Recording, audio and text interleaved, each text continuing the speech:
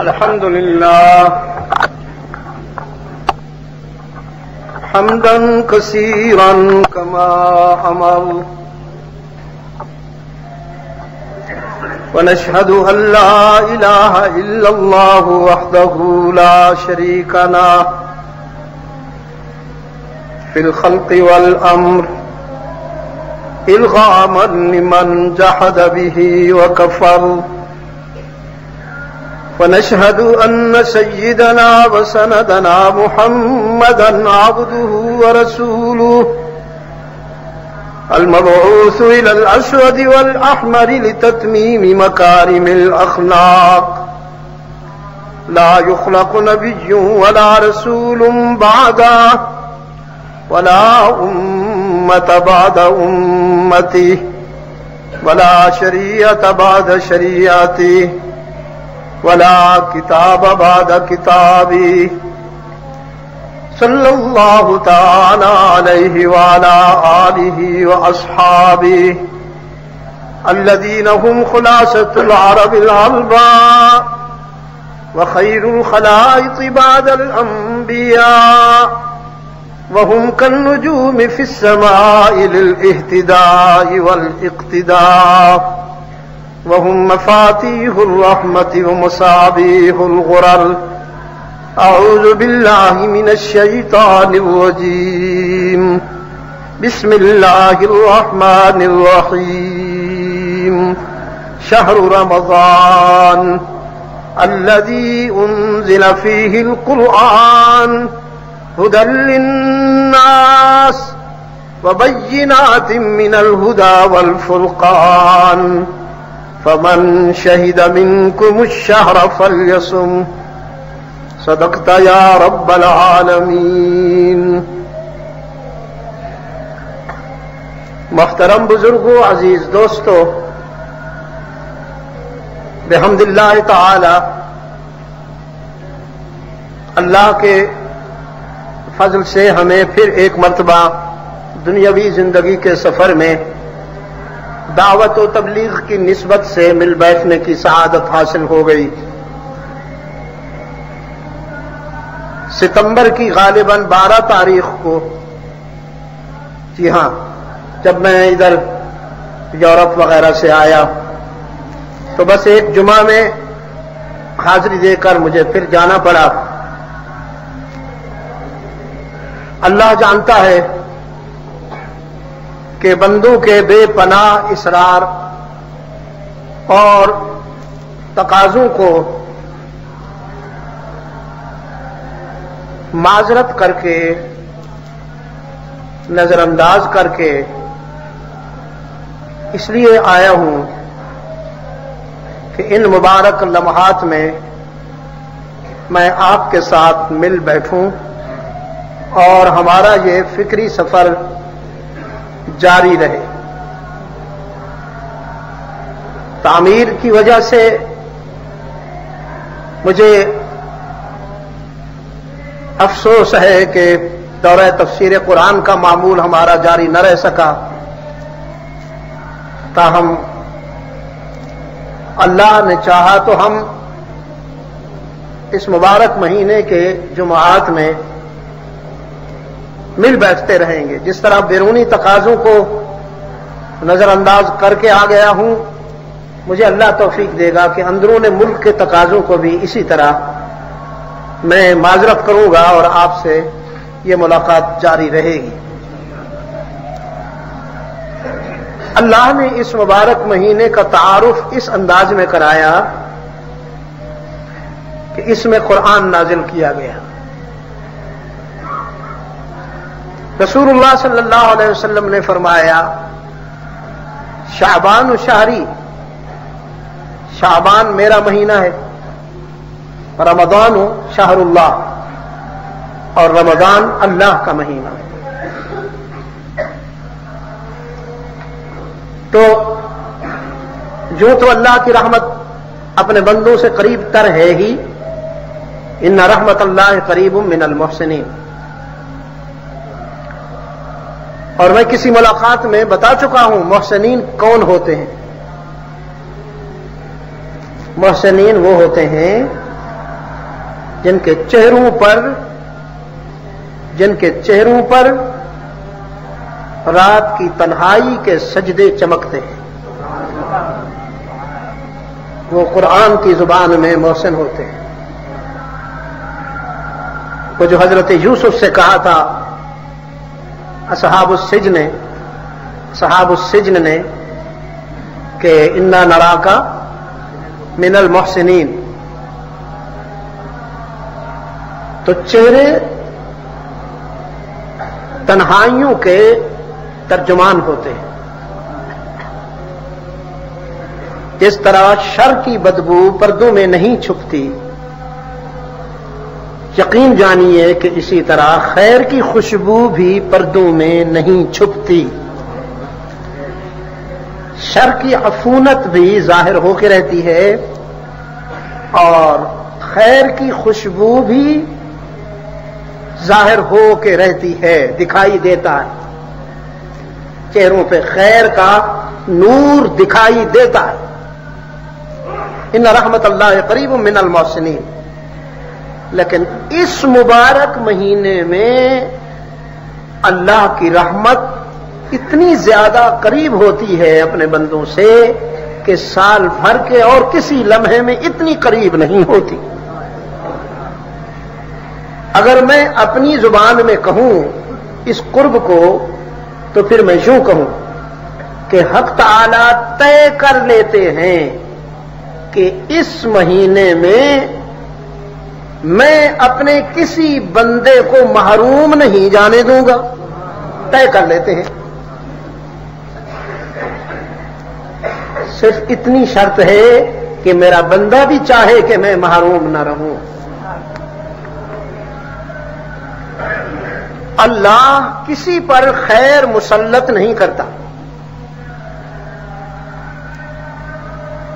اس کی طرف سے خیر ملتی تو ہے، لیکن اس کے لیے شرط یہ ہے کہ طلب بھی ہونی چاہیے، برتن بھی سیدھا ہونا چاہیے۔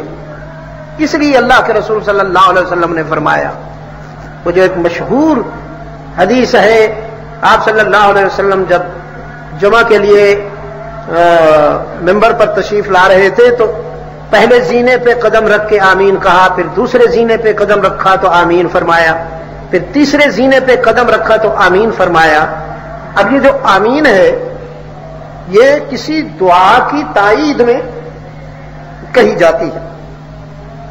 ہم نے کہا اہدنا الصراط المستقیم صراط الذین انعمت علیہم غیر المغضوب علیہم ولا الضالین، تو آپ کہتے ہیں آمین، یا اللہ ہمیں صراط مستقیم دکھا، وہ راستہ جو تیرے پسندیدہ بندوں کا ہے، اس راستے سے بچا جس پر تیرے وہ نافرمان بندے چلتے رہے اور جن پر تیرا غضب نازل ہوا۔ یہ دعا مکمل ہوتی ہے تو اقتدار میں جو لوگ کھڑے ہوتے ہیں وہ آمین کہہ کر اس دعا میں خود کو شامل کر لیتے ہیں۔ تو اب آپ صلی اللہ علیہ وسلم نے آمین تو کہا، لیکن صحابہ میں سے کسی نے دعا نہ سنی، تو عرض کیا کہ یہ آمین کس دعا کی تائید میں تھی؟ دعا کس نے مانگی؟ آمین تو آپ کی زبان سے نکلی۔ تو آپ صلی اللہ علیہ وسلم نے فرمایا کہ دعا جبرائیل نے مانگی، آمین میں نے کہی۔ دعا جبرائیل نے مانگی، آمین میں نے کہی۔ تو جبرائیل کی دعا کو تم نہیں سن سکے، وہ میں سنتا ہوں، میری آمین کو تم نے سنا۔ تو جب میں نے پہلے زینے پر قدم رکھا تو جبرائیل نے دعا مانگی کہ جس نے آپ کا نام سن کر درود و سلام پڑھنے میں بخل کیا اس کا کھانا خراب۔ تو میں نے کہا آمین۔ بسم اللہ الرحمن الرحیم، اللہم صلی علی محمد وعلی آل محمد کما صلیت علی ابراہیم وعلی آل ابراہیم انک حمید مجید، اللہم بارک علی محمد وعلی آل محمد کما بارکت علی ابراہیم وعلی آل ابراہیم انک حمید مجید۔ پھر جب دوسرے زینے پہ قدم رکھا تو جبرائیل امین نے کہا جس کو بوڑھے والدین ملے، دونوں یا دونوں میں سے کوئی ایک، اور وہ جنت نہ حاصل کر سکا، اس کا بھی کھانا خراب۔ اس پر میں نے آمین کہا۔ والدین کو اللہ کے رسول صلی اللہ علیہ وسلم نے حصول جنت کا ذریعہ کہا، رب العالمین کے ارشاد کے مطابق حصول جنت کا ذریعہ کہا۔ اور حق تعالی نے ایک قانون جب وضع فرمایا جس کے متعلق جس کی اہمیت کا یہ عالم ہے کہ جف القلم لا یمحا ولا یبدل، وہ قانون اللہ نے وضع فرمایا، بس پھر قلم توڑ دیا کہ اب اس میں کوئی تبدیلی نہیں ہوگی۔ وہ کون سا قانون ہے؟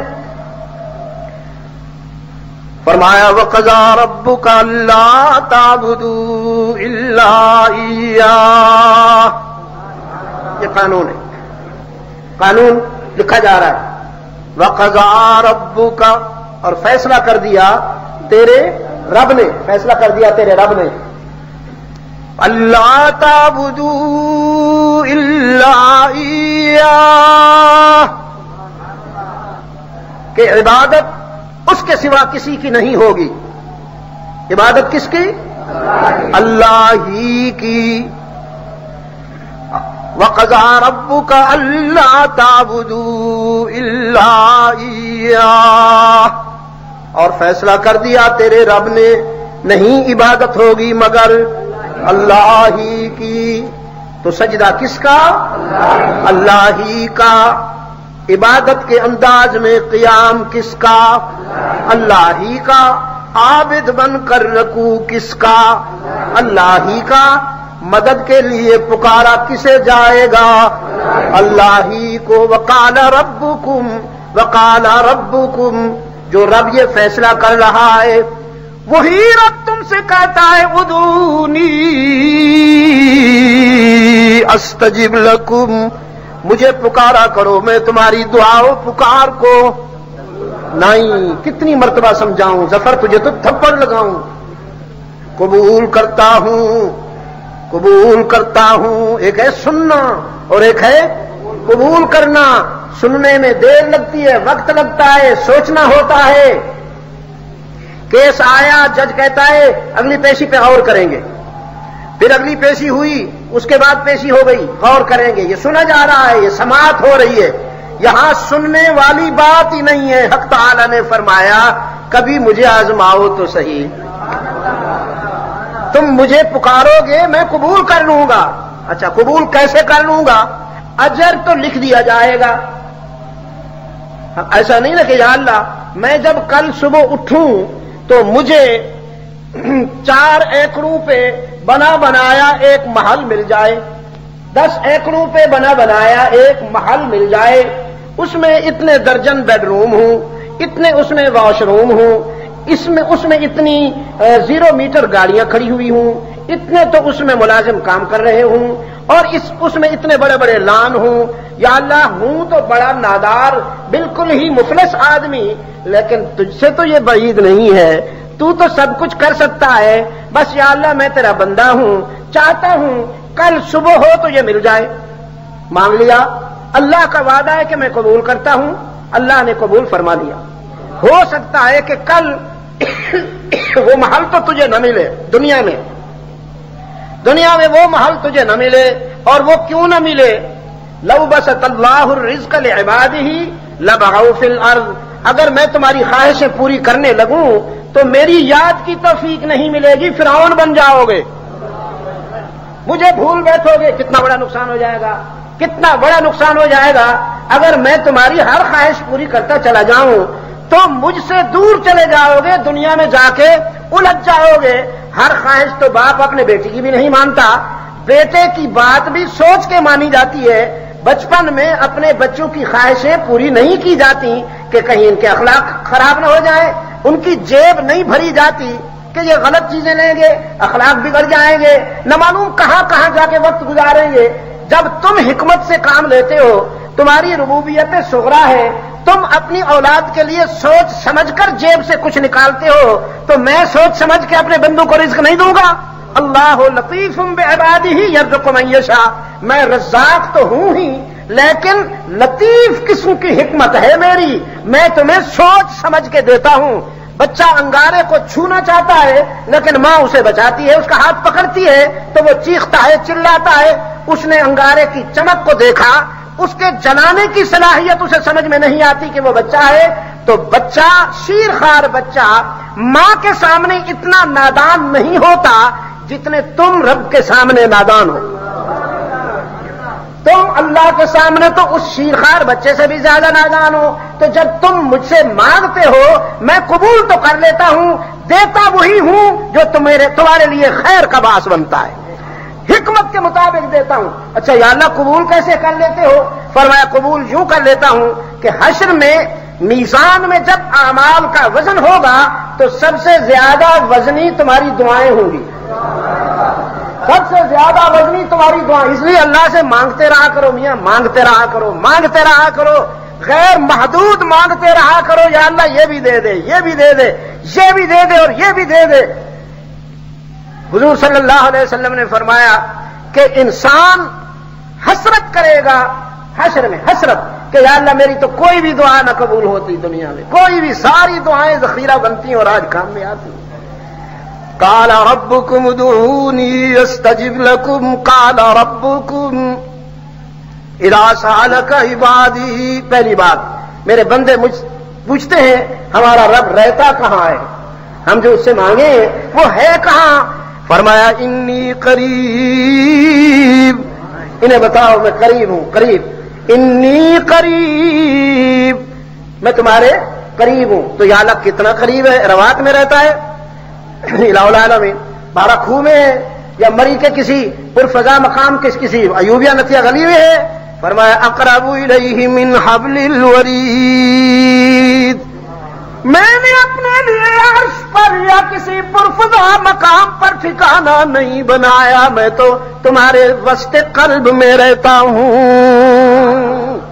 میری دنیا تمہارے دل کی دنیا ہے، میری دنیا تمہارے دل کی دنیا ہے۔ عرش پر واستوى علی العرش کا معنی یہ نہیں ہے کہ میں نے وہاں پہ گھر بنا لیا، واستوى علی العرش کے معنی یہ ہے کہ وہاں تک میرا حکم چلا گیا، یعنی فرش زمین سے عرش بری تک میری سلطنت قائم ہو گئی، یہ مطلب ہے۔ یہ مطلب تھوڑی ہے کہ میں عرش میں بیٹھا ہوا ہوں، میں تو تمہارے دل میں بیٹھا ہوا ہوں۔ دل کے آئینے میں ہے تصویر یار، دل کے آئینے میں ہے تصویر یار، جب ذرا گردن جھکائی دیکھ لی، نابینے اینک لگائے پھریں اور یوں یوں دیکھیں، انہیں دکھائی نہیں دیتا۔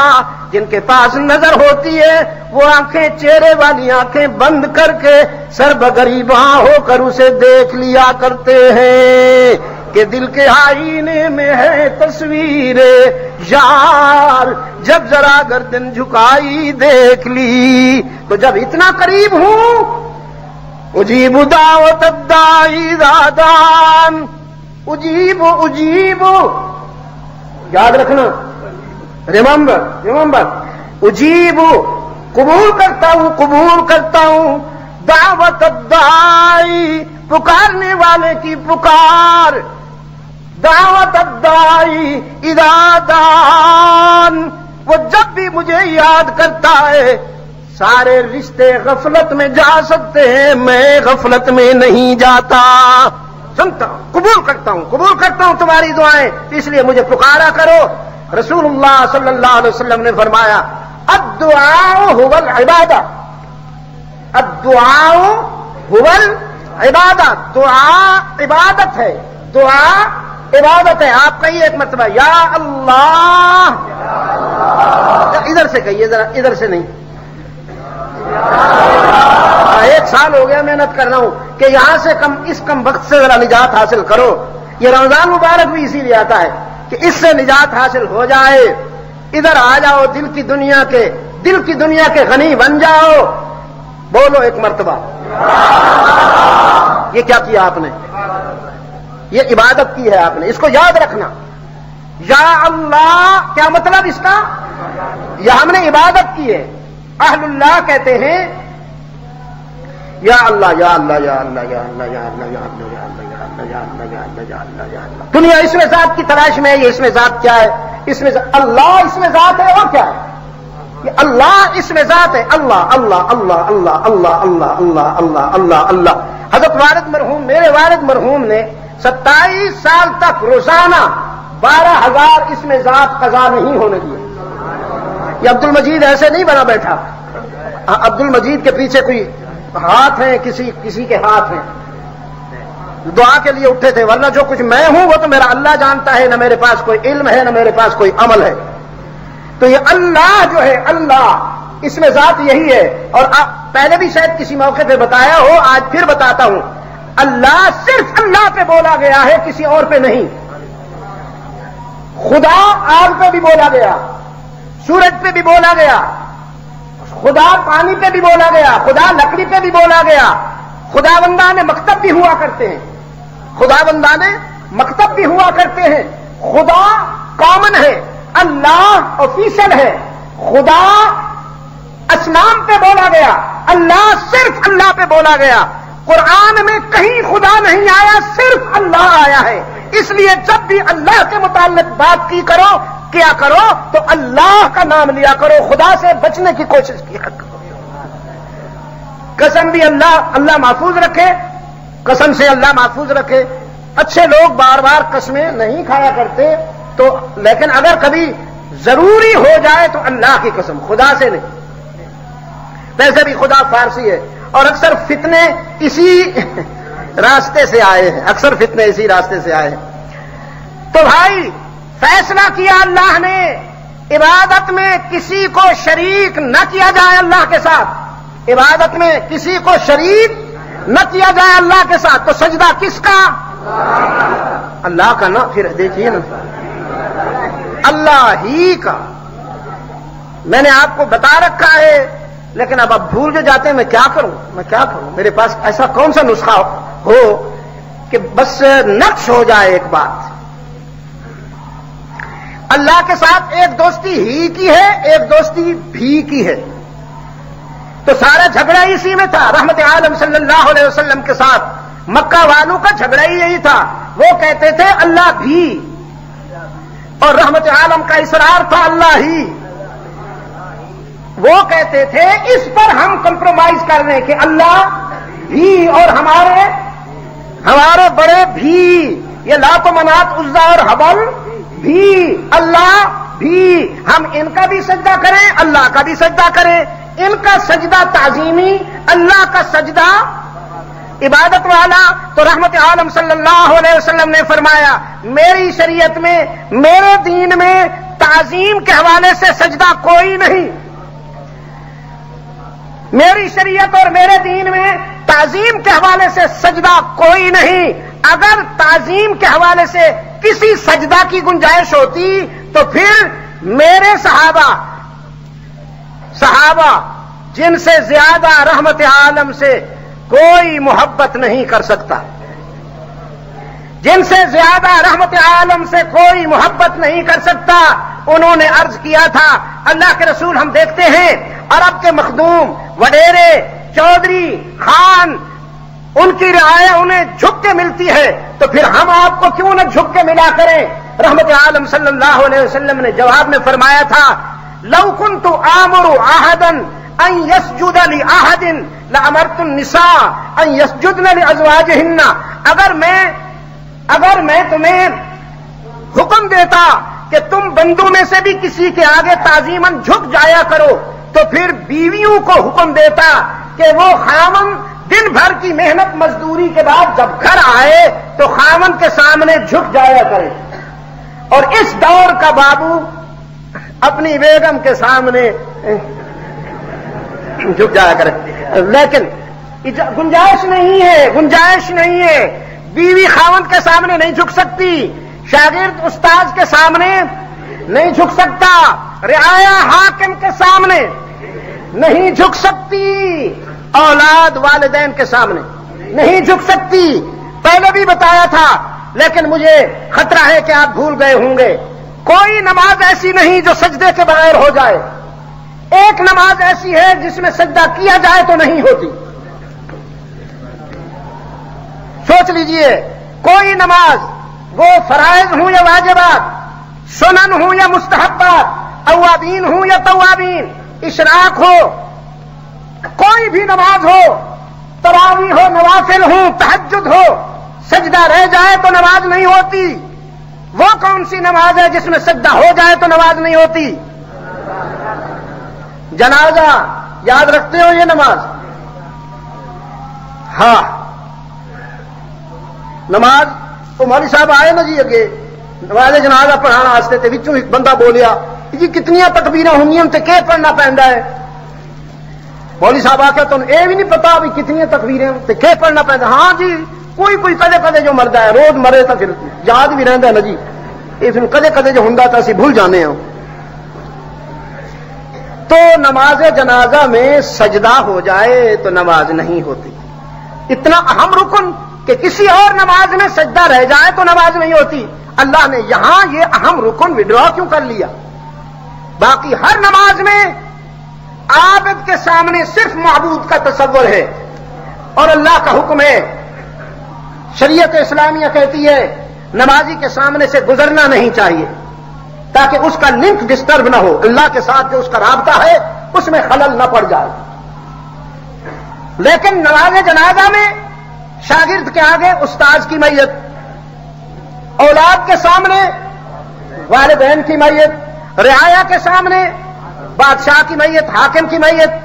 اب اگر یہاں بھی سجدہ ہوتا، یقیناً یہ سجدہ اللہ کا ہوتا، اگر یہاں بھی سجدہ ہوتا تو اللہ کا سجدہ، لیکن اس میں تشبہ تھا، تھوڑا سا تشبہ تھا کہ کوئی دور سے گزرتا ہوا غیر مسلم جب مسلمانوں کو سجدے میں پڑا ہوا دیکھتا تو خیال آتا کہ ویسے تو مسلمان والدین یا اپنے حاکم یا اپنے استاذ کو سجدہ نہیں کرتے، لیکن مرنے کے بعد اس کو سجدہ کر کے دفن کرتے ہیں۔ تو حق تعالی نے فرمایا میری عبادت میں تشبہ کا خطرہ تھا، اس لیے میں نے یہاں سے سجدہ وڈرا کر کے تمہیں حکم دیا ہے کہ بس کھڑے کھڑے ہی میری تسبیح کر لو، میرا ذکر کر لو اور اس کے لیے دعا کر لو، سجدہ نہیں ہونے دوں گا تاکہ میری عبادت میں تشبہ نہ آ جائے۔ تو اب یہ فیصلہ آپ کریں کہ جب میت ہمارے والد کی، ہمارے بزرگ کی، ہمارے پیر صاحب کی، ہمارے استاذ کی، ہمارے حاکم کی میت زمین سے 2 فٹ 2.5 فٹ اونچی ہے تو اللہ نہیں جھکنے دیتا، جب وہ زمین کے اندر چلی جاتی ہے 3 فٹ تو پھر تعظیمی سجدے کی گنجائش کہاں سے نکل آئی؟ اکبر الہ آبادی بھی عجیب آدمی ہے۔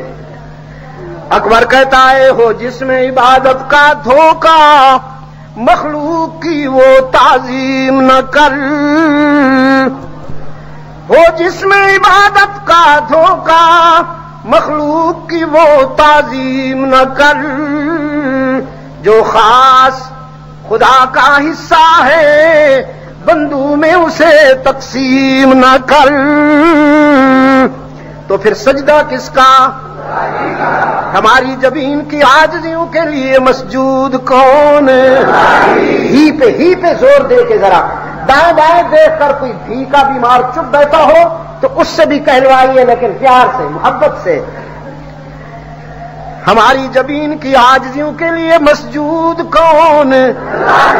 ہی پہ ضرب لگے تو لطف آئے نا، ضرب۔ ہماری جبین کی عاجزیوں کے لیے مسجود کون؟ ترجمہ ہو رہا ہے وَقَضَىٰ رَبُّكَ أَلَّا تَعْبُدُوا إِلَّا إِيَّاهُ۔ ہماری جبین کی عاجزیوں کے لیے مسجود کون؟ ہر جگہ موجود کون؟ علام الغیوب کون؟ کارسازو دستگیرو حاجت رواؤ مشکل کشا کون؟ مشکل کشا کون؟ کس سے مدد مانگی جائے؟ کائنات کے پہلے انسان نے ابو البشر سیدنا آدم نے امتحان و آزمائش کی گھڑی میں کس سے مدد مانگی؟ ربنا ظلمنا انفسنا وَإِن لَّمْ تَغْفِرْ لَنَا وَتَرْحَمْنَا لَنَكُونَنَّ مِنَ الْخَاسِرِينَ۔ کس سے مدد مانگی سیدنا آدم نے؟ وَظَنُّونِ إِذْ ذَهَبَ مُغَاضِبًا فَظَنَّ أَن لَّن نَّقْدِرَ عَلَيْهِ فَنَادَىٰ فِي الظُّلُمَاتِ أَن لَّا إِلَٰهَ إِلَّا أَنتَ سُبْحَانَكَ إِنِّي كُنتُ مِنَ الظَّالِمِينَ۔ سیدنا یونس نے کس سے مدد مانگی؟ قرآن عجیب باتیں کرتا ہے۔ قرآن کہتا ہے لولا انہ کان من المسبحین، لولا انہ کان من المسبحین للبث فی بطنہ الی یوم یبعثون۔ اگر میرا یونس امتحان و آزمائش کی اس گھڑی میں مجھ سے مدد نہ مانگتا، مجھے یاد نہ کرتا، تو قیامت تک وہیں رہتا شکم ماہی میں، مچھلی کے پیٹ میں، میرے سوا کوئی یونس کا مددگار نہیں۔ تو مشکل کشا کون ہے؟ حاجت روا و دستگیر کون ہے؟ بیماریاں دور کرنے والا کون ہے؟ سفینے پار لگانے والا کون ہے؟ قضا ربک۔ تو آپ کا تعلق اللہ سے ہی والا ہے یا بھی والا ہے؟ ایاک نعبد، نماز کی ہر رکعت میں کہلواتا ہے، نماز کی ہر رکعت میں کہلواتا ہے لا صلاۃ الا بفاتحۃ الکتاب۔ جب تک سورہ فاتحہ نہیں پڑھی جائے گی نماز نہیں ہوگی۔ اس میں ہر رکعت میں وعدہ ہوتا ہے ایاک نعبد، ہم تیری ہی عبادت کرتے ہیں اور شاباش کرتے رہیں گے۔ یہ جو مضارع کا صیغہ ہے، عربی مضارع کا جو صیغہ ہے، اس میں دونوں زمانے ہوتے ہیں، حال بھی، استقبال بھی، پریزنٹ بھی، فیوچر بھی۔ نعبد ایاک یعنی نعبد ایاک، نعبد یعنی نعبد ایاک، ہم تیری عبادت کرتے ہیں تیری ہی اور کرتے رہیں گے۔ وَإِيَّاكَ نَسْتَعِينُ یعنی نستعین ایاک، مدد مانگتے ہیں تجھ سے ہی اور مانگتے رہیں گے۔ یعنی مسجد کے اندر تو تجھ سے مدد مانگ لی، اور مسجد کے باہر کوئی درخت بڑا سا پسند آ گیا تو اس کے آگے کھڑے ہو گئے، کوئی بڑی توند والی پرسنالٹی آ گئی تو اس کے آگے کھڑے ہو گئے، کوئی چمک دمک والے کپڑے نظر آ گئے۔ حضرت صاحب بروکیٹ کی وائس کوٹ پہنتے ہیں، بروکیٹ کی چمکتی ہوئی چاندی کے تاروں والا کرتا پہنتے ہیں۔ میں نے کہا یہ حضرت صاحب ہیں یا منقوہا ہے؟ تو مدد کس سے مانگی جائے بھائی؟ نعبد ایاک نستعین ایاک، تجھ سے ہی مدد مانگتے ہیں اور مانگتے رہیں گے، تیری ہی عبادت کرتے ہیں اور کرتے رہیں گے۔ یہ ہے اللہ کے ساتھ وہ تعلق جس کے لیے رحمت عالم صلی اللہ علیہ وسلم نے محنت فرمائی ہے، دندان اقدس شہید ہوئے ہیں، ساتھی قربان ہوئے ہیں، وطن چھوڑنا پڑا ہے، اور نہ معلوم کیا کیا دکھ اٹھائے ہیں۔ رحمت عالم نے نہیں مانی مشرکین کی بات کہ اللہ کو بھی اور ان کو بھی سجدہ کرنے۔ رحمت عالم صلی اللہ علیہ وسلم نے فرمایا تم سب کو ناراض آرام سے کر لوں گا بغیر کسی تکلف کے، تم سب کو ناراض کر لوں گا لیکن اللہ کو ناراض نہیں کر سکتا۔ تقدیر کا قلم لکھ چکا ہے، تقدیر کا قلم لکھ چکا ہے، قضا ربک الا تعبدوا الا ایاہ۔ تو پھر یہی قلم یہ بھی لکھ چکا ہے وبالوالدین احسانا، وبالوالدین احسانا، والدین کے ساتھ حسن سلوک کیا جائے، اچھا برتاؤ کیا جائے۔ صحابہ نے عرض کیا مسلمان ہوں تو؟ رحمت عالم نے فرمایا نہیں، غیر مسلم ہوں تو، غیر مسلم ہوں تو بھی ان کی دل آزاری نہ کی جائے، ان کا دل نہ دکھایا جائے۔ اما یبلغن عندک الکبر احدہما او کلاہما فلا تقل لهما اف ولا تنهرهما وقل لهما قولا كريما واخفض لهما جناح الذل من الرحمة. واہ بھائی واہ، تو ان کے ساتھ وہی سلوک کر جس طرح انہوں نے بچپن میں تیرے ساتھ سلوک کیا. وہ جوان ہوتے تھے، تو بچہ تھا، اب تو جوان ہو گیا، وہ بچہ بن گئے، وہ بچہ بن گئے. جس طرح بچہ حساس ہوتا ہے، سینسٹیو ہوتا ہے، بوڑھے بھی حساس ہو جاتے ہیں، سینسٹیو ہو جاتے ہیں. شیرخوار بچے کو کوئی یوں کرے نا ذرا جھڑکے تو چیخ اٹھتا ہے. بوڑھے کے احساس بھی اسی طرح نازک ہو جاتے ہیں. کچھ بولنے کی ضرورت ہی نہیں، ذرا تلخ سا چہرہ دکھا دیجئے، گھائل ہو جائے گا، گھائل ہو جائے گا. قرآن کہتا ہے بوڑھے ماں باپ کے سامنے اکڑ کے نہ چلا کرو، اکڑ کے نہ چلا کرو، ساری عبادت ضائع ہو جائے گی، ساری نمازیں، سارے حج، سارے عمرے منہ پہ مار دیے جائیں گے. بوڑھے والدین کے سامنے عاجزی سے چلا کرو. وَخْفِضْ لَهُمَا جَنَاحَ الذُّلِّ مِنَ الرَّحْمَةِ. جس طرح بچپن میں انہوں نے تمہیں پیار سے اٹھایا، تو نے تھپڑ مارا تو انہوں نے ہاتھ چوم لیا، تو نے ان کے کپڑے خراب کر دیے، پیشاب کر دیا تو انہیں کوئی نفرت محسوس نہ ہوئی. نمک حلالی کا تقاضا ہے کہ اب تیری جوانی ان کے لیے قہر و غضب ثابت نہ ہو، لطف و کرم ثابت ہو. یہ بھی اللہ کی تقدیر کا قلم لکھ چکا ہے. حضرت علقمہ کے متعلق صحابہ نے آ کر عرض کیا اللہ کے رسول، ایک مجاہد کی جان نہیں نکل رہی، جان نہیں نکل رہی، سکرات میں مبتلا ہے، کئی دن ہو گئے. آپ صلی اللہ علیہ وسلم نے فرمایا اس کے والدین زندہ ہے؟ عرض کیا ایک بوڑھی والدہ ہے اس کی، وہ زندہ ہے. فرمایا جاؤ اس کے پاس، ان سے کہو آ سکتی ہو تو آؤ، نہیں تو انتظار کرو، میں حاضر ہوتا ہوں. اللہ کے رسول صلی اللہ علیہ وسلم کا پیغام پہنچا تو وہ بوڑھی کہنے لگی اللہ کے رسول نے مجھے یاد فرمایا تو میں کیسے نہیں جاؤں گی، میں چلوں گی، میں چلوں گی. لکڑی کے سہارے اٹھتی بیٹھتی گھر سے رحمت عالم صلی اللہ علیہ وسلم کے قدموں میں آ گئی. آپ صلی اللہ علیہ وسلم نے اسے اپنے سامنے بٹھا کے فرمایا تو اپنے بیٹے کے متعلق کیا کہتی ہے؟ غور سے سنیے گا. وہ بوڑھی کہنے لگی اللہ کو وحدہ لا شریک لہ مانتا تھا، آپ کی رسالت پر، یوم آخرت پر، ملائکہ پر، انبیاء پر، قرآن پر مکمل ایمان رکھتا تھا، مجاہد تھا، تمام جہاد میں اس نے، تمام غزوات میں، تمام سرایہ میں حصہ لیا، مجاہد تھا، نمازی تھا، مصلی اور روزے رکھنے والا تھا. اس زمانہ میں حاجی کی اصطلاح نہیں تھی، یہ اب آئی ہے. تو آپ صلی اللہ علیہ وسلم نے یہ سب کچھ سننے کے بعد پوچھا تو بھی اس پہ راضی ہے؟ تو بھی اس پہ راضی ہے؟ اس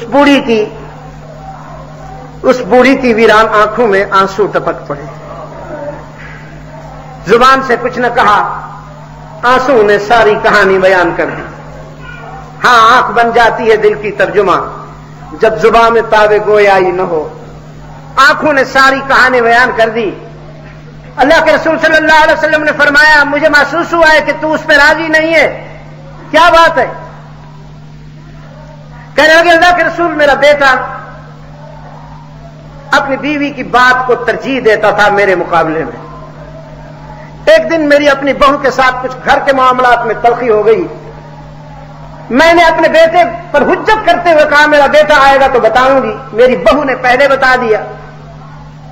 تب میں نے اپنے بیٹے سے اپنے درد کی کہانی بیان کرنا چاہی تو اس نے جوان بازو اٹھایا اور ایک تھپڑ میرے بوڑھے چہروں پر رسید کر کے کہا بکتی رہتی ہو، گھر میں آگ لگائے رکھتی ہو، سکون سے جینے نہیں دیتی ہو. تو بس اللہ کے رسول میں اس سے دکھی ہوں. ابو داؤد شریف میں، ترمذی شریف میں یہ حدیث چمک رہی ہے. رحمت عالم صلی اللہ علیہ وسلم نے صحابہ سے فرمایا لکڑیاں جمع کرو. اب وہ بوڑھی چوکی، کہنے لگی کیوں اللہ کے رسول لکڑیاں جمع کریں؟ کیوں؟ فرمایا ایسے بیٹے کو ہم آگ میں ڈالیں گے، آگ جلائیں گے اور تیرے سامنے اسے آگ میں ڈالیں گے۔ کہنے لگی نا اللہ کے رسول، میں ماں ہوں نا، نہیں اللہ کے رسول، نہیں میرے بیٹے کو آگ میں نہ ڈالا جائے، کوئی صورت؟ آپ صلی اللہ علیہ وسلم نے فرمایا صورت تو صرف ایک ہی ہے کہ تو اس کو معاف کر دے۔ کہتی ہے اللہ گواہ ہو جائے اور اس کا رسول بھی گواہ ہو جائے، میں نے اپنے علقمہ کو معاف کیا ہے، میں نے اپنے بیٹے کو معاف کیا ہے، اللہ بھی اسے معاف کر دے۔ بس یہاں اس نے معافی کا اعلان کیا، وہاں علقمہ نے اشہد ان لا الہ الا اللہ کہہ کر دنیا چھوڑ دی، کلمہ پڑھ کر دنیا چھوڑ دی۔ ہاں جب وہ کہنے لگی میرے بیٹے کو آگ میں جلایا جائے گا، میں کیسے برداشت کروں گی، تو رحمت عالم صلی اللہ علیہ وسلم نے فرمایا دنیا کی آگ تو کچھ بھی نہیں ہے، وہ آگ ہے کہ اس سے یہ آگ پناہ مانگتی ہے، اس نے تو اس آگ میں جلنا ہے۔ اب اس پر بعض محدثین کہتے ہیں کہ یہ ایک ترغیب تھی آپ صلی اللہ، یعنی یہ قانون نہیں تھا کہ ہر نافرمان بیٹے کو آگ میں جلا دیا جائے، ایک قانون، اصل میں یہ ایک ترغیب تھی کہ ہم اس طرح کا انداز اختیار کریں کہ یہ اس کو معاف کر دے۔ چنانچہ رحمت عالم صلی اللہ علیہ وسلم کی اس ترغیب کو کامیاب اللہ نے فرما دیا، عثمان نے معاف فرما دیا۔ تو بھائی تقدیر کا قلم یہ بھی لکھ چکا ہے کہ اللہ کے ساتھ کسی کو شریک نہ کیا جائے، تقدیر کا قلم یہ بھی لکھ چکا ہے کہ والدین کی دل آزاری نہ کی جائے، وبالوالدین احسانا۔ بعض نوجوان پوچھتے ہیں اگر والدین زیادتی کریں تو پھر کیا کیا جائے؟ اگر والدین زیادتی کریں تو پھر بھی آپ کو احسان کا راستہ نہیں چھوڑنا چاہیے، احسان کا دامن نہیں چھوڑنا چاہیے۔ احسان کہتے ہی اسی کو ہے کہ آپ یک طرفہ خیر کا راستہ اختیار کریں۔ اگر کوئی آپ کے ساتھ اچھائی کرے اور آپ بھی اچھائی کریں، یہ احسان نہیں ہے، یہ تو جزا ہے، یہ تو بدلہ ہے۔ تو یہ بدلہ تو آپ کو حیوانوں سے بھی مل جاتا ہے۔ آپ شیر کے پشت پر ہاتھ پھیریے، وہ بھی دم ہلائے گا اور آپ کی خوشامد کرے گا۔ اب بھی میں نے ایک منظر دیکھا وہاں امریکہ اور اس میں کینیڈا کی سرحد پر، شیروں کو اس طرح انہوں نے رکھا ہوا ہے کہ جیسے آپ بکریاں رکھتے ہیں، اور بھی کم وقت ایسے جانور تھے جن کا نام نہیں لینا چاہیے، وہ بھی انہوں نے رکھے ہوئے تھے۔ صرف دنیا اپنائی ہے انہوں نے، صرف دنیا، اور دنیا اپنانے کے بعد جو حال ہو گیا وہ ناگفتہ بے ہے۔ کتا جتنا گندا ہوتا ہے وہ ان کو اتنا اچھا لگتا ہے، یعنی نہایت کریہ المنظر گندا کتا ان کے ہاں وی آئی پی کتا ہوتا ہے۔ میں نے کہا میرا بس چلے تو سارے یہاں کے کتے ایکسپورٹ کر دوں، ان کی قسمت جاگ اٹھے بیچاروں کی۔ ان کے لیے علیحدہ انہوں نے اسپتال بنا رکھے ہیں، علیحدہ ان کے لیے انہوں نے بیڈ روم بنائے ہوئے ہیں، بلیاں ہیں تو وہ مزے کر رہی ہیں۔ عجیب۔ ایک جگہ ہماری گاڑی شدید بارش ہو رہی تھی، رک گئی، تو سامنے سے پانی بہ رہا تھا، ہم انتظار کر رہے تھے کہ ذرا پانی کم ہو تو گاڑی گزارے۔ اتنے میں ایک جانور نکل آیا، وہ جس کے اگلے بازو اونچے ہوتے ہیں، اگلی ٹانگیں اور پیچھے چھوٹی سی ہوتی ہیں اور لمبا سا دم ہوتا ہے، ہاں کینگرو قسم، وہ کمبخت نکل آیا۔ اب میرا خیال یہ تھا کہ ہمیں دیکھ کے ڈر جائے گا، وہ سیدھا ہماری گاڑی کے پاس چلا آیا، گاڑی کے پاس آ کر ہمارے شیشے کے ساتھ منہ لگا کے، مجھے ایسے محسوس ہوا جیسے پوچھ رہا ہے ویزا ہے۔ میرے ساتھ جو دوست بیٹھے تھے انہوں نے کہا جی یہ کہہ رہا ہے کہ کچھ کھانے کو دو گے کہ نہیں؟ اوہو، میں نے کہا تو پھر تو لانا چاہیے تھا ہمیں کچھ اس کے لیے۔ انہوں نے کہا کہ یہاں پر جو بھی آتے ہیں ان کے لیے بسکٹ یا ڈبل روٹی وغیرہ کچھ نہ کچھ لے کے آتے ہیں، کچھ لوگ تو وہ کاجو لاتے ہیں، بادام لاتے ہیں، وہ ان کو کھلاتے ہیں، تو وہ اس کے مطابق آ گئے۔ میں نے کہا بھی ہم تو پاکستانی ہیں، ہم لینا جانتے ہیں، دینا نہیں۔ پیار کے جواب میں پیار، یہ کوئی احسان نہیں ہے بھائی، یہ تو بدلہ ہے، یہ تو آپ کو حیوانوں سے بھی مل جائے گا۔ احسان یہ ہے کہ اگر والدین، یاد رکھنا میری یہ بات، میرے نوجوان عزیز نوجوان یاد رکھنا کہ انسان جب بوڑھا ہو جاتا ہے تو پھر صرف اس کے اعصاب بوڑھے نہیں ہوتے، اس کی سوچ بھی بوڑھی ہو جاتی ہے، اس کا حوصلہ بھی بوڑھا ہو جاتا ہے، اس کا اسٹیمنا بھی لوز ہو جاتا ہے، اس کی بینائی بھی بوڑھی ہو جاتی ہے، یعنی پورا نظام اس کا ضعیفی اور ناتوانی کا شکار ہو جاتا ہے، اس میں قوت برداشت بھی نہیں رہتی۔ تو اس لیے جبرائیل امین نے کہا کہ جس کو بوڑھے والدین ملے اور وہ جنت حاصل نہ کر سکے اس کا بھی خانہ خراب۔ آپ صلی اللہ علیہ وسلم نے فرمایا آمین۔ تو تیسرے مہینے پہ جب آپ صلی اللہ علیہ وسلم نے قدم رکھا تو جبرائیل امین نے کہا جسے رمضان المبارک ملا اور وہ اپنے رب کو راضی نہ کر سکا اس کا بھی خانہ خراب۔ آپ صلی اللہ علیہ وسلم نے فرمایا آمین۔ اس کا کیا مطلب ہے؟ تو جو بات میں نے کہی تھی، جس پر یہ حدیث میں نے شروع کی، وہ یہ تھی کہ اس مبارک مہینے میں اللہ کی رحمت خصوصی طور پر اپنے بندوں سے قریب ہوتی ہے۔ وہ کہتا ہے تم ذرا بہانہ کرو اور میں تمہیں اپنے دامن رحمت میں لے لوں۔ تو یہ نفس کے خلاف دیکھیے جی، ایک جہاد وہ ہے جو آپ دشمن سے جسمانی کرتے ہیں، جسمانی طور پر آپ کے ہاتھ میں گن ہے اور آپ نے نشانہ بنایا، اپنے دشمن کو ڈھیر کر دیا۔ ایک جہاد وہ ہے جو آپ اپنے نفس کے خلاف کرتے ہیں، تو یہ جہاد سب سے مشکل ہے، جسے مجاہدہ کہتے ہیں۔ مجاہدہ نفس کے خلاف جہاد سب سے مشکل جہاد ہے۔ رمضان المبارک آپ کو اس کے لیے تیار کرنے آتا ہے۔ ٹورانٹو میں، کینیڈا میں بات بتا رہا ہوں، ان کو پتہ چل جائے تو وہ ناراض ہو جائیں گے۔ میرے جن کے یہاں میں ٹھہرا ہوا تھا ان دوستوں نے بتایا کہ ہر روز تراویح کے بعد حلیم کی دیگیں بننا تیار ہونا شروع ہو جاتی ہیں۔ حلیم جانتے ہو؟ دلی والوں کی اصطلاح ہے۔ پوری رات کھڑے رہتے ہیں، اس میں ہلاتے رہتے ہیں گوشت اور گندم کو۔ ہاں جی میرے مجاہد، یہ بھی ایک جہاد ہے۔ صبح تک وہ گوشت اور گندم یکجان ہو جاتے ہیں اور پھر وہ اس کو تناول فرماتے ہیں۔ حلیم کے لیے کہا جاتا ہے کہ بڑا حلم چاہیے۔ حلیم کھانے کے لیے بڑا حلم اور حوصلہ چاہیے ہر ایک، یعنی وہ جو فارسی میں ایک کہاوت ہے کہ حلوہ خوردن را روئے بایا، حلوہ کھانے کے لیے بھی منہ ہوتا ہے، ہر ایک منہ کے لیے تھوڑا ہوتا ہے۔ تو حلیم کے لیے بھی حلم چاہیے۔ ساری رات وہ حلیم تیار ہوتی ہے، صبح اس کے اوپر جلغار ہوتی ہے۔ اچھا، پھر افطاری جو کچھ ہوتی ہے وہ بھی آپ کو معلوم ہے۔ میں نے ان سے کہا اگر رمضان شریف کو یہ اس وقت معلوم ہوتا نا کہ میرے ساتھ اس قوم نے یہ سلوک کرنا ہے تو اللہ تعالیٰ سے کہتا یا اللہ مجھے تو وڈرا ہی کر لے، تو ان کے اوپر کوئی اور عبادت لیا۔ رمضان مبارک آیا ہے ہمارے جسم کو کمزور کرنے کے لیے، ہماری روح کو مضبوط بنانے کے لیے، اور ہم کیا کرتے ہیں اس مبارک مہینے میں بھی ہم اپنے جسم کو مضبوط کرتے ہیں۔ جسم کو عید کے دن دیکھنا 2 کلو وزن زیادہ ہوگا۔ یہ تو ابھی شکر ہے کہ 20 رکعتیں تراویح ہیں، اگر یہ 20 رکعتیں نہ ہوتی تو آج کا مسلمان کھا کھا کے مر جاتا۔ ہاں جان نکل جاتی اس کی۔ یہ تو 20 تراویح اٹھتا ہے، بیٹھتا ہے، پڑھتا ہے، وہ سب کچھ ڈیزالو ہو جاتا ہے۔ بھائی رمضان المبارک کے تقاضوں کو نظر انداز نہ فرمائیے۔ آپ کو ایک سلوگن دیتا ہوں، ادھر بھی دے آیا ہوں، امریکہ بھی، کینیڈا میں، ان کو بھی دے آیا ہوں، آپ کو بھی دیتا ہوں۔ اس مبارک مہینے میں کھانا کم ذکر زیادہ، کھانا کم ذکر زیادہ۔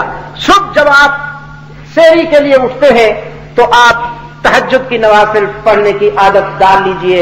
اللہ کرے یہ عادت پورا سال آپ سے جدا نہ ہو۔ اس عادت کو آپ ان رمضان مبارک کی راتوں میں مضبوط اور مستحکم کر لیجئے۔ کم از کم 6 رکعتیں پڑھ لیا کیجیے۔ حضور صلی اللہ علیہ وسلم تو اس معاملے میں اس حد تک چاہتوں سے سرشار تھے کہ کئی ہفتے روزے چلتے تھے، مسلسل چلتے تھے۔ تو صحابہ نے بھی روزے رکھنا شروع کر دیے۔ 6، 7، 5، 8 دن گزرے تو آپ نے دیکھا چہرے، وہ روزے عرب کے روزے تھے، یہاں راولپنڈی کے روزے تھوڑی تھے وہ، تو جھلسا دینے والی گرمی، صحرا سے اڑنے والے ذرے جیسے چنگاریاں اڑ رہی ہوں، تو وہ تو پتہ چل جاتا ہے نا روزے کا۔ چہرے پڑھ کر آپ صلی اللہ علیہ وسلم نے پوچھا کیا ہے، میں کیا دیکھ رہا ہوں؟ عرض کیا اللہ کے رسول ہم روزے رکھ رہے ہیں۔ فرمایا مسلسل؟ عرض کیا مسلسل۔ فرمایا کیوں؟ عرض کیا آپ جو رکھ رہے ہیں۔ اوہو اوہو مجھے دیکھ کے رکھ رہے ہو، ایکم مثلی، میرا مقابلہ کون کرتا ہے؟ میرا مقابلہ نہ کیا کرو، جو بات کہوں وہ کیا کرو، جو بات کہوں وہ کیا کرو۔ میں تو روزے میں ہوتا ہوں، میرا رب مجھے کھلاتا بھی رہتا ہے پلاتا بھی رہتا ہے، باقی سب دسترخوان کے محتاج ہیں، مجھے دسترخوان کے بغیر میرا اللہ مجھے رزق پہنچاتا رہتا ہے۔ باقی باتیں زندگی رہی تو انشاءاللہ پھر اگلی نشست میں سنتیں پڑھ لیجیے۔ الحمدللہ وحدہ والصلاة والسلام علی نبی وعلى آلہ واصحابہ الذین اوفوا عہدہ الذین هم مفاتیح الرحمة ومصابیح الغرر، اما بعد، یا ایہا الناس وحدوا اللہ فإن التوحید رأس الطاعات واتقوا اللہ فإن التقوى ملاك الحسنات، وعليكم بالسنة فإن السنة تهدي إلى الإطاعة، ومن أطاع الله ورسوله فقد رشد واهتدى، وإياكم والبدع فإن البدعة تهدي إلى المعصية، ومن يعص الله ورسوله فقد ضل وغوى، وعليكم بالصدق فإن الصدق ينجي والكذب يهلك، وعليكم بالإحسان فإن الله يحب المحسنين، ولا تقنطوا من رحمة الله فإنه أرحم الراحمين، ولا تحبوا الدنيا فتكونوا من الخاسرين، ألا وإن نفسا لن تموت حتى تستكمل رزقها، فاتقوا الله وأجملوا في الطلب وتوكلوا عليه فإن الله يحب المتوكلين۔ أعوذ بالله من الشيطان الرجيم، بسم الله الرحمن الرحيم، يا أيها الذين آمنوا لا تلهكم أموالكم ولا أولادكم عن ذكر الله ومن يفعل ذلك فأولئك هم الخاسرون۔ بارك الله لي ولكم في القرآن العظيم، ونفعني وإياكم بالآيات والذكر الحكيم، إنه تعالى جواد كريم ملك بر رؤوف رحيم۔ الحمد لله نحمده ونستعينه ونستغفره ونؤمن به ونتوكل عليه، ونعوذ بالله من شرور أنفسنا ومن سيئات أعمالنا، من يهده الله فلا مضل له ومن يضلل فلا هادي له، ونشهد أن لا إله إلا الله وحده لا شريك له، ونشهد أن سيدنا محمدا عبده ورسوله المبعوث إلى الأسود والأحمر لتتميم مكارم الأخلاق۔ اللهم صل على محمد وعلى آل محمد بعدد من صلى وصام، وصل كذلك على جميع الأنبياء والمرسلين وعلى الملائكة المقربين وعلى عباد الله الصالحين، خصوصا على سيد المتقين والأبرار صاحب النبي في الغار والمزار، أفضل الصحابة بالتحقيق، خليفة النبي بلا فصل، سيدنا أبي بكر الصديق رضي الله تعالى عنه، وعلى الناطق بالصواب والعادل بالكتاب أمير المؤمنين سيدنا عمر بن الخطاب رضي الله تعالى عنه، وعلى كامل الحياء والإيمان الشهيد المظلوم حين قراءة القرآن أمير المؤمنين سيدنا عثمان بن عفان رضي الله تعالى عنه، وعلى صاحب السيف والقضاء ناصر العلم والهدى أمير المؤمنين سيدنا علي بن أبي طالب رضي الله تعالى عنه، وعلى أزواج النبي صلى الله عليه وسلم وبناته، قال النبي صلى الله عليه وسلم اللہ اللہ فی اصحابی لا تتخذوهم من بعدی غرضا من احبهم فبحبی احبهم ومن ابغضهم فببغضی ابغضهم وقال صلی اللہ علیہ وسلم خیر القرون قرنی ثم الذین یلونهم ثم الذین یلونهم اللهم أيد الإسلام والمسلمين اللهم انصر الإسلام والمسلمين واخذل الكفرة والمشركين اللهم لعن الكفرة والمنافقين عباد الله رحمكم الله إن الله يأمركم بالعدل والإحسان وإيتاء ذي القربى وينهى عن الفحشاء والمنكر والبغي يعظكم لعلكم تذكرون اذكروا الله يذكركم وادعوه يستجب لكم ولذكر الله تعالى أعلى وأولى أعظم وأجل وأهم وأتم وأكبر والله يعلم ما تصنعون. صفیں سیدھی رکھنے کا خاص خیال فرمائیں. اللہ اکبر.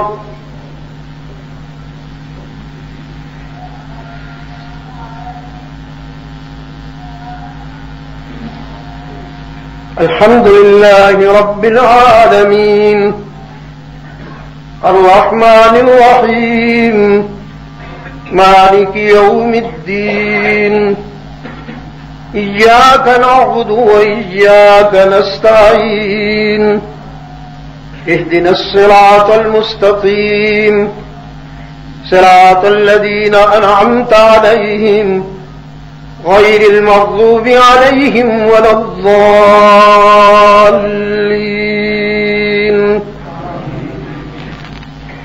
لا يكلف الله نفسا إلا وسعها لها ما كسبت وعليها ما اكتسبت.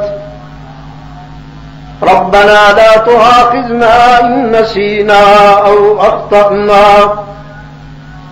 ربنا ولا تحمل علينا إصرا كما حملته على الذين من قبلنا ربنا ولا تحملنا ما لا طاقة لنا به واعف عنا واغفر لنا وارحمنا أنت مولانا فانصرنا على القوم الكافرين. اللہ اکبر.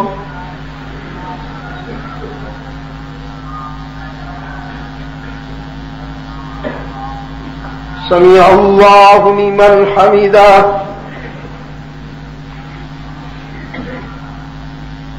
اللہ اکبر.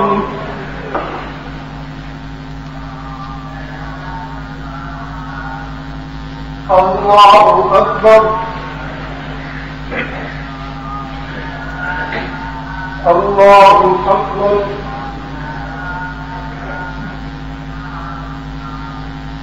اللہ اکبر.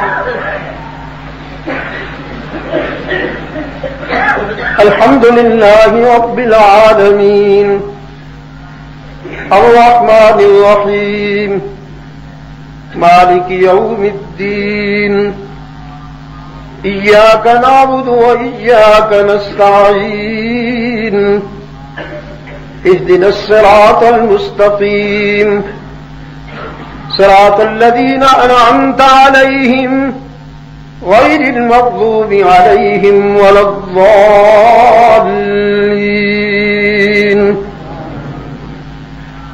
ألم نشرح لك صدرك ووضعنا عنك وزرك الذي أنقض ظهرك ورفعنا لك ذكرك فإن مع العسر يسرا إن مع العسر يسرا فإذا فرغت فانصب وإلى ربك فارغب.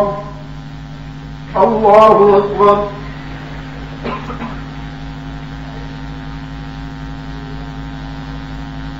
سمع الله لمن حمده. الله أكبر.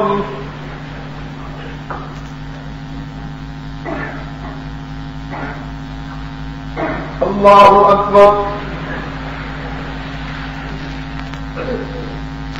اللہ اکبر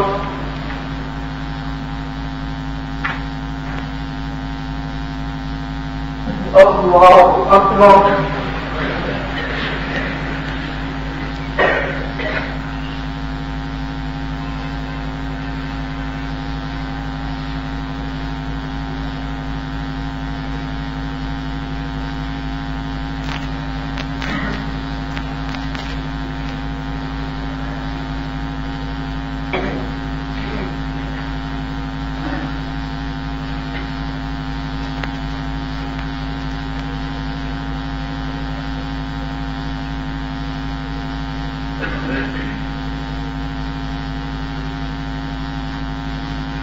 السلام علیکم ورحمۃ اللہ السلام علیکم ورحمۃ اللہ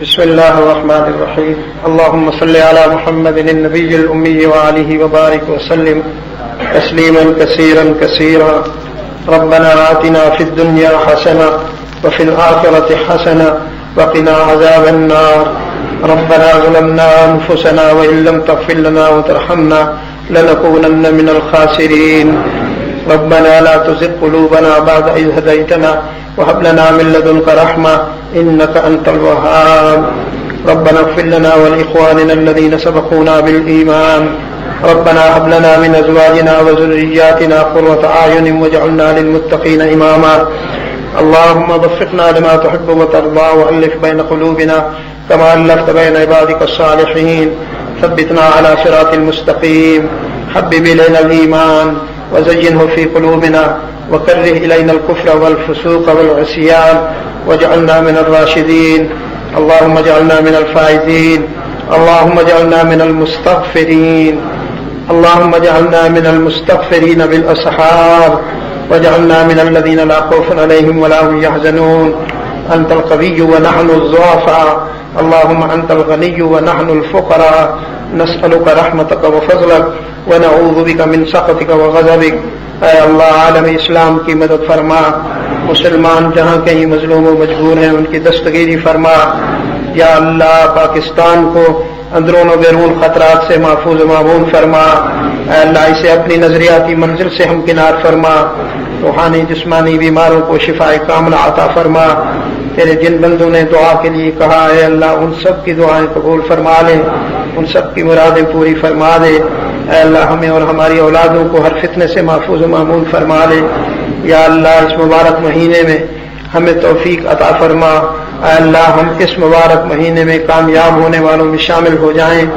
یا اللہ محروم رہنے والوں سے محفوظ فرما محروم رہنے والوں سے محفوظ فرما اے اللہ اس مرکز کی کامیابی میں یا اللہ اس کی تکمیل میں میری مدد فرما تیرا ایک فقیر اور عاجز بندہ اتنے بڑے کام کی ذمہ داری لے بیٹھا ہے اے اللہ تو اپنا کرم فرما تو میری لاج رکھ لے اے اللہ تو اپنے کرم سے مجھے ہر شر سے محفوظ و معمون فرما لے اپنے تیرے یہ سارے بندے جو تیرے حضور ہاتھ پھیلائے ہوئے ہیں ان میں کچھ سفید بالوں والے بھی ہیں اور یا اللہ تو کہتا ہے کہ تجھے سفید بالوں سے حیا آتی ہے اے اللہ ہم سب کی بگڑی بنا دے اے اللہ ہم سب کی بگڑی بنا دے ہمیں دنیا اور آخرت کی ذلتوں سے بچا لے نفس کے فریب سے اور دنیا کے دھوکے سے اے اللہ ہمیں محفوظ و معمون فرما دے اے اللہ زندگی کے راز سے ہمیں آگاہ فرما اپنی اور اپنے محبوب صلی اللہ علیہ وسلم کی محبت سے ہمارے دل کی دنیا کو آباد فرما دے وصلی اللہ تعالی علی خیر خلقہ محمد وآلہ وبارک وسلم علیہ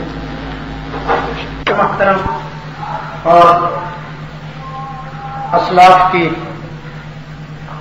بڑی خوبصورت نشانی شیخ الحدیث مولانا محمد یوسف خان صاحب دارالعلوم تعلیم القرآن قلندری والے اللہ تعالیٰ ان کو صحت اور سلامتی کے ساتھ رکھے ان کے فرزند اور جانشین آئے ہیں عزیزی علامہ سعید یوسف خان تو ہم انہیں خوش آمدید کہتے ہوئے دعا کرتے ہیں کہ اللہ تعالیٰ ان کو اپنے والد گرامی کی دعاؤں اور ہم سب کی توقعات پر پورا اتارے اللہ ان کو صحت عطا فرمائے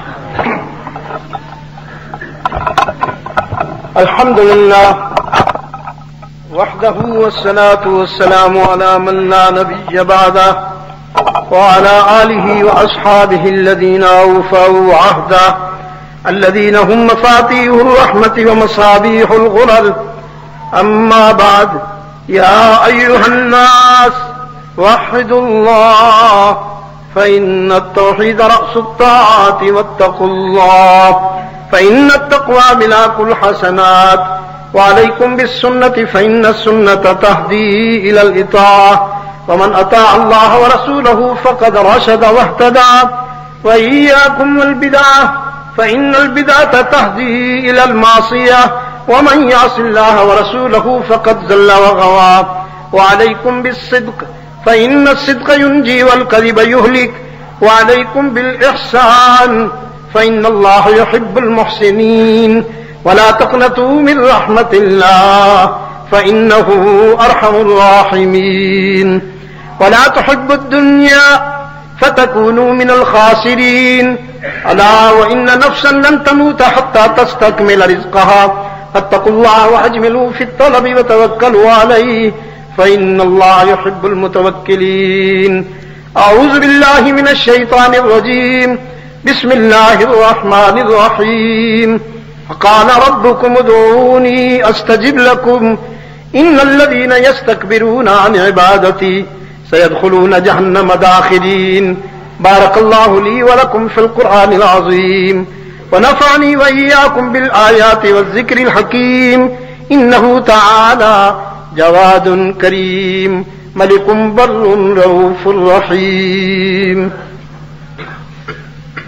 الحمد لله نحمده ونستعينه ونستغفره ونؤمن به ونتوكل عليه ونعوذ بالله من شرور أنفسنا ومن سيئات أعمالنا. من يهده الله فلا مضل له ومن يضلل فلا هادي له ونشهد أن لا إله إلا الله وحده لا شريك له ونشهد أن سيدنا محمدا عبده ورسوله المبعوث إلى الأسود والأحمر لتتميم مكارم الأخلاق. اللهم صل على محمد وعلى آل محمد بعدد من صلى وصام وصل كذلك على جميع الأنبياء والمرسلين وعلى الملائكة المقربين وعلى عباد الله الصالحين خصوصا على سيد المتقين والأبرار صاحب النبي في الغار والمزار أفضل الصحابة بالتحقيق خليفة النبي بلا فصل سيدنا أبي بكر الصديق رضي الله تعالى عنه وعلى الناطق بالسواد والعادل بالكتاب أمير المؤمنين سيدنا عمر بن الخطاب رضي الله تعالى عنه وعلى كامل الحياء والإيمان الشهيد المظلوم حين قراءة القرآن أمير المؤمنين سيدنا عثمان بن عفان رضي الله تعالى عنه وعلى صاحب السيف والقزع ناشر العلم والهدى أمير المؤمنين سيدنا علي بن أبي طالب رضي الله تعالى عنه وعلى أزواج النبي صلى الله عليه وسلم خصوصا على خديجة وحفصة وزينب وعائشة وأم حبيبة وعلى السيدات الطاهرات الأربعة بنات النبي زينب ورقية وأم كلثوم وفاطمة وعلى السيدين السندين السعيدين أبي محمد الحسن وأبي عبد الله الحسين رضي الله تعالى عنهم والباقين من العشرة المبشرة. قال النبي صلى الله عليه وسلم الله الله في أصحابي لا تتخذوهم من بعدي غرضا من أحبهم فبحبي أحبهم ومن أبغضهم فببغضي أبغضهم. وقال صلى الله عليه وسلم خير القرون قرني ثم الذين يلونهم ثم الذين يلونهم. اللهم أيد الإسلام والمسلمين اللهم انصر الإسلام والمسلمين اللهم انصر عساكر المسلمين واخذل الكفرة والمشركين اللهم لعن الكفرة والمنافقين.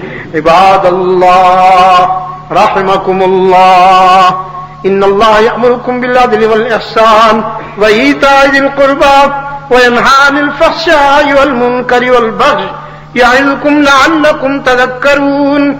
اذكروا الله يذكركم وادعوه يستجب لكم ولذكر الله تعالى أعلى وأولى أعظم وجل وأهم وأتم وأكبر والله يعلم ما تصنعون.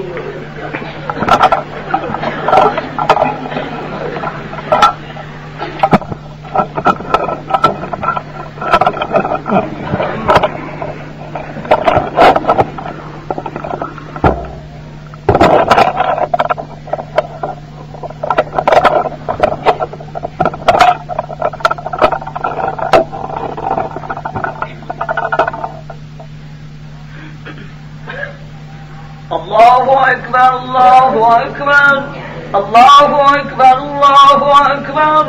أشهد أن لا إله إلا الله أشهد أن لا إله إلا الله أشهد أن محمدا رسول الله أشهد أن محمدا رسول الله. حي على الصلاة حي على الصلاة حي على الفلاح حي على الفلاح. الله قد قامت الصلاة قد قامت الصلاة. الله أكبر الله أكبر لا إله إلا الله. صفیں سیدھی رکھنے کا خیال فرمائیں، بالخصوص جو چھت پہ ہیں وہ احباب صفیں سیدھی رکھنے کا خاص خیال فرمائیں. اللہ اکبر.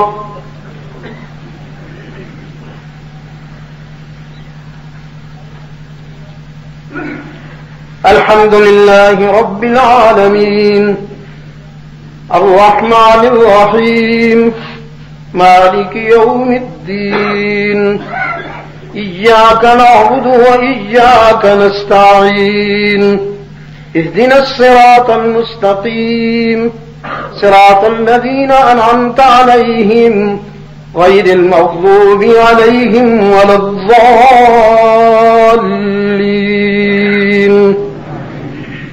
إن في خلق السماوات والأرض واختلاف الليل والنهار لآيات لأولي الألباب الذين يذكرون الله قياما وقعودا وعلى جنوبهم ويتفكرون في خلق السماوات والأرض ربنا ما خلقت هذا باطلا سبحانك فقنا عذاب النار.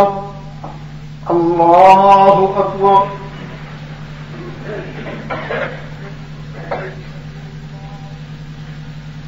سمع الله لمن حمده. الله أكبر.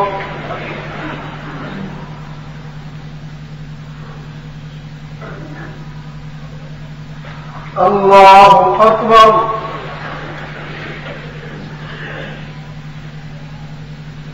الله أكبر.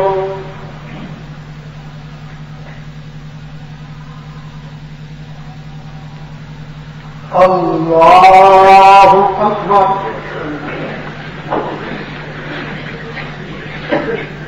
الحمد لله رب العالمين الرحمن الرحيم مالك يوم الدين إياك نعبد وإياك نستعين اهدنا الصراط المستقيم صراط الذين أنعمت عليهم غير المغضوب عليهم ولا الضالين. إنا أعطيناك الكوثر فصل لربك وانحر إن شانئك هو الأبتر. الله أكبر.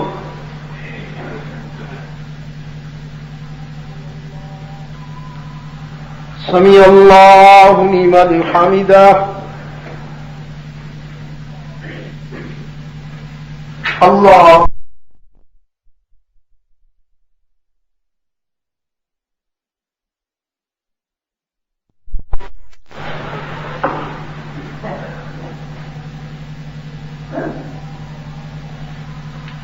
الله أكبر.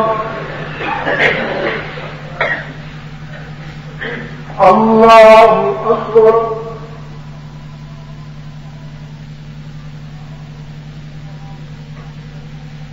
الله أكبر